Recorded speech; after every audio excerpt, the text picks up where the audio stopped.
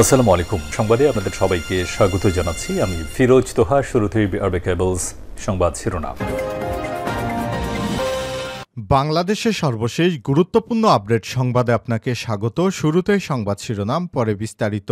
শুরুতেই জানাবো, police commission গঠন ও র্যাব বিলুপ্তির সুপারিশ বিএনপির। পুলিশ কমিশন গঠন ও দেশ বিদেশের মহলে র্যাবের কর্মকাণ্ডে বিতর্ক সৃষ্টি হয় তাদের বিরুদ্ধে বিভিন্ন প্রশ্ন তুলে র্যাব বিলুপ্তির সুপারিশ করেছে বিএনপির গঠিত পুলিশ সংস্কার কমিটি। আজ রাজধানীর গুলশানে বিএনপির চেয়ারপারসনের রাজনৈতিক কার্যালয়ে সংবাদ সম্মেলনে এসব কথা তুলে ধরেন দলের স্থায়ী কমিটির সদস্য অবসরপ্রাপ্ত মেজর হাফিজ উদ্দিন আহমেদ। এরপর জানাবো, অর্থ পাচার মামলায় তারেক রহমানের সাজা স্থগিত। সিঙ্গাপুরে অর্থ পাচারের অভিযোগে করা মামলায় বিএনপির ভারপ্রাপ্ত চেয়ারম্যান তারেক রহমানের 7 বছরের সাজা স্থগিত করেছে আপিল বিভাগ। আজ প্রধান বিচারপতির নেতৃত্বাধীন আপিল বিভাগ এ আদেশ দেয়। জানাবো, জামিন পেলেন শমী কায়সার। বৈষম্যবিরোধী ছাত্র আন্দোলনে হত্যা চেষ্টা মামলায় অভিনেত্রী শমী কায়সারের জামিন মঞ্জুর করে আদেশ দিয়েছে হাইকোর্ট। আজ মঙ্গলবার 10 ডিসেম্বর সকালে একটি দ্বৈত বেঞ্চ এ আদেশ দেন। এদিকে দেশে এলো 4 জাহাজ ভর্তি সয়াবিন তেল। রমজানের বাকি এখনও 2.5 মাসেরও বেশি। এরই মধ্যে বাজারে ভোজ্য তেল নিয়ে কারসাজি শুরু হয়ে গেছে। কোম্পানিগুলো তেলের কৃত্রিম সংকট তৈরি করেছে বলে অভিযোগ উঠেছে। তবে এই মুহূর্তে সাধারণ ক্রেতারা প্রভাব আঁচ করতে না পারলেও ঠিকই চাপে পড়েছে খুচরা ব্যবসায়ীরা। তাদের দাবি, বর্তমানে বাজারে সয়াবিন তেলের সংকট রয়েছে, চাহিদা মতো সয়াবিন তেল পাওয়া যাচ্ছে না। তবে এরই মধ্যে 4টি জাহাজে সয়াবিন তেল আনা হয়েছে ব্রাজিল ও আর্জেন্টিনা থেকে। আজ নোঙর করেছে জাহাজগুলোর মাধ্যমে 52,000 টন সয়াবিন তেল আনা হয়েছে। জানাবো, 14 দেশের নাগরিকদের ভিসা দিতে কঠোরতা। বিশ্ব ইজতেমা উপলক্ষে যে কোনো ধরনের অপ্রত্যাশিত পরিস্থিতি এড়াতে 14 দেশের নাগরিকদের ভিসা দেওয়ার ক্ষেত্রে বিশেষ সতর্কতা দিয়েছে সরকার। চিঠিতে বলা হয়েছে, Nigeria, Syria, Yemen, Iraq, Somalia, Lebanon, Afghanistan, Sudan, Libya, Chad, Mali, Tunisia, ফিলিস্তিন ও ইসরায়েলের মতো দেশগুলোর আবেদনকারীদের জমা দেয়া প্রাসঙ্গিক নথিপত্র যাচাই বাছাইয়ের পর ভিসা দেয়া যেতে পারে। এবং সর্বশেষ জানাবো, দিল্লিতে বাংলাদেশ হাই কমিশন অভিমুখে পদযাত্রা নিরাপত্তা জোরদার। বাংলাদেশের সংখ্যালঘুদের উপর কথিত নির্যাতনের দাবিতে উত্তাল ভারত। দেশটির মঙ্গলবার হাই কমিশন অভিমুখে কট্টরপন্থী হিন্দুত্ববাদী সংগঠন আরএসএস এর সমর্থনে নাগরিক সমাজ মার্চ কর্মসূচি ঘোষণা করেছে। এমন পরিস্থিতিতে বাংলাদেশ হাই কমিশনের বাইরে নিরাপত্তা জোরদার করা হয়েছে। আজ ভারতীয় সংবাদ মাধ্যম দ্য ইকোনমিক্স টাইমসের এক প্রতিবেদনে সব তথ্য জানানো হয়েছে। প্রিয় দর্শক, এতক্ষণ শুনছিলেন সংবাদ শিরোনাম, এবারে বিস্তারিত। তবে তার আগে বন্ধুরা, অনুরোধ থাকবে সংবাদটিতে একটি লাইক দিন। এই চ্যানেলে আপনি নতুন হয়ে থাকলে আমাদের সংবাদটি দেখতে দেখতে চ্যানেলটি সাবস্ক্রাইব করে রাখুন। কমেন্ট করে আপনার মূল্যবান মতামত জানিয়ে দিন বন্ধুরা, আপনি বিশ্বের কোন দেশ থেকে বা বাংলাদেশের কোন স্থান থেকে আমাদের সংবাদটি দেখছেন এবং শুনছেন। এবারে বিস্তারিত। পুলিশ কমিশন গঠন ও র্যাব বিলুপ্তির সুপারিশ বিএনপির। পুলিশ কমিশন গঠন করে দেশে বিদেশের মহলে র্যাবের কর্মকাণ্ডে বিতর্ক সৃষ্টি হয় তাদের বিরুদ্ধে বিভিন্ন প্রশ্ন তুলে বিলুপ্তির সুপারিশ করেছে বিএনপি এবং এর অঙ্গ সহযোগী সংগঠন।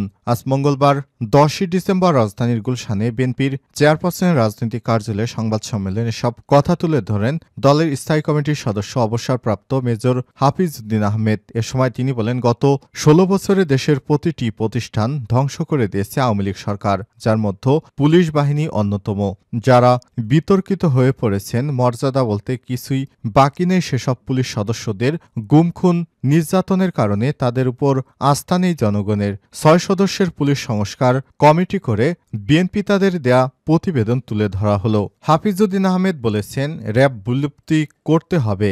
বিশেষ ও নির্দিষ্ট কোনো এলাকার লোকদের পুলিশে প্রমোশন দেওয়ার এ প্রথা বন্ধ করা হবে। পুলিশের উচ্চ পর্যায়ে দুর্নীতি বন্ধ করতে হবে। প্রতি বছর সম্পদের হিসাব দাখিল করতে হবে। বিএনপির এই নেতা আরও বলেন, অতিরিক্ত বল প্রয়োগে কারো হত্যাকাণ্ড করলে তার বিরুদ্ধে ব্যবস্থা নেওয়া হবে। 488 পুলিশকে ক্যান্টনমেন্টে আশ্রয় দিয়েছে সেনাবাহিনী, যা ঠিক করেনি। যাদের আশ্রয় দিয়েছিল সবাই দুর্নীতিগ্রস্ত পুলিশ সদস্য। এদেরকে নামের তালিকা প্রকাশ করতে হবে, এদেরকে বিচারের আওতায় আনতে হবে। অর্থপাচার মামলায় তারেক রহমানের সাজা স্থগিত। সিঙ্গাপুরে অর্থপাচারের অভিযোগে করা মামলায় বিএনপির ভারপ্রাপ্ত চেয়ারম্যান তারেক রহমানের ৭ বছরের সাজা স্থগিত করেছে আপিল বিভাগ। মঙ্গলবার ১০ই ডিসেম্বর প্রধান বিচারপতির নেতৃত্বাধীন আপিল বিভাগ এ আদেশ দেয়। একই মামলায় তারেক রহমানের বন্ধু ও ব্যবসায়ী গিয়াসউদ্দিন আল মামুনের ৭ বছরের সাজাও স্থগিত করা হয়েছে। আদালতে তারেক রহমানের পক্ষে শুনানি করেন ব্যারিস্টার কায়সার কামাল। এছাড়াও সঙ্গে ছিলেন barrister Nasiruddin Asim, barrister Mohammad Zakir Hossain, advocate Zakir Hossain, advocate Ajmal Hossain. সিঙ্গাপুরে অর্থপাচারের অভিযোগে ২০১৩ সালের ১৭ই নভেম্বর একটি মামলায় ঢাকার একটি বিশেষ জজ আদালত তারেক রহমানকে খালাস দেয়। ওই মামলায় বিশিষ্ট ব্যবসায়ী গিয়াসউদ্দিন আল মামুনকে ৭ বছরের কারাদণ্ড দেওয়া হয়। তারেক রহমানকে খালাসের রায়ের বিরুদ্ধে দুর্নীতি দমন কমিশন দুদক হাইকোর্টে আপিল করেন। ওই আপিল শুনানি শেষে হাইকোর্ট ২০১৬ সালের ২১শে জুলাই বিচারিক আদালতের খালাসের রায় বাতিল করে তারেক রহমানকে ৭ বছরের কারাদণ্ড দেয়। একই সঙ্গে ২০ কোটি টাকা জরিমানা করেন। প্রসঙ্গত, রাজনৈতিক আশ্রয়ে ১৬ বছরের বেশি সময় ধরে লন্ডনে রয়েছে বিএনপির ভারপ্রাপ্ত চেয়ারম্যান তারেক রহমান। ২০০৭ সাল থেকে তার বিরুদ্ধে অন্তত ৮৪টি মামলা হয়।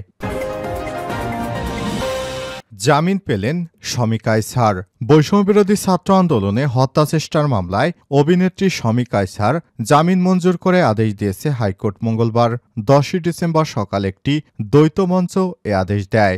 অভিনেত্রী শমী কায়সারকে উত্তরা ৪ নং সেক্টরের ৬ নং রোডের ৫৩ নং বাসা থেকে গ্রেপ্তার করা হয়েছে। আইনশৃঙ্খলা রক্ষাকারী বাহিনী তাকে গ্রেপ্তার করেছিল। মঙ্গলবার ৫ই নভেম্বর রাতে বিষয়টি কালবেলাকে নিশ্চিত করে উত্তরা পশ্চিম থানার ওসি হাফিজুর রহমান। এর আগে সৈয়দ হাসান মাহমুদ নামে বিএনপি এবং এর এক কর্মীকে হত্যাচেষ্টার অভিযোগে ঢাকার সিএমএম আদালতে ভুক্তভোগী নিজেই গত ৯ অক্টোবর এই মামলা করেছিলেন। মামলায় শমী কায়সার ছাড়াও সাবেক প্রধানমন্ত্রী শেখ হাসিনা, অভিনেত্রী তারানা হালিম, কণ্ঠশিল্পী মমতাজ সহ ১৭ জনকে আসামি করা হয়। গত ৫ই আগস্ট শেখ হাসিনা সরকারের পতনের পর থেকেই গ্রেপ্তার হচ্ছে দলটির নেতাকর্মীরা। সেই ধারাবাহিকতায় এবার গ্রেপ্তার হয়েছিলেন এই অভিনেত্রী।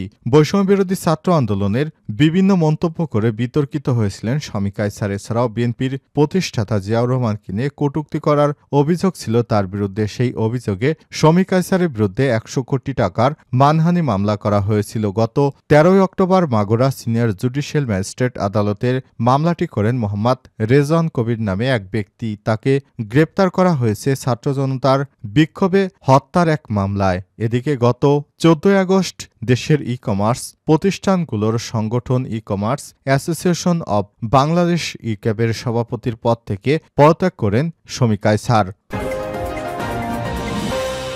দেশে এলো ৪ জাহাজ ভর্তি সয়াবিন তেল।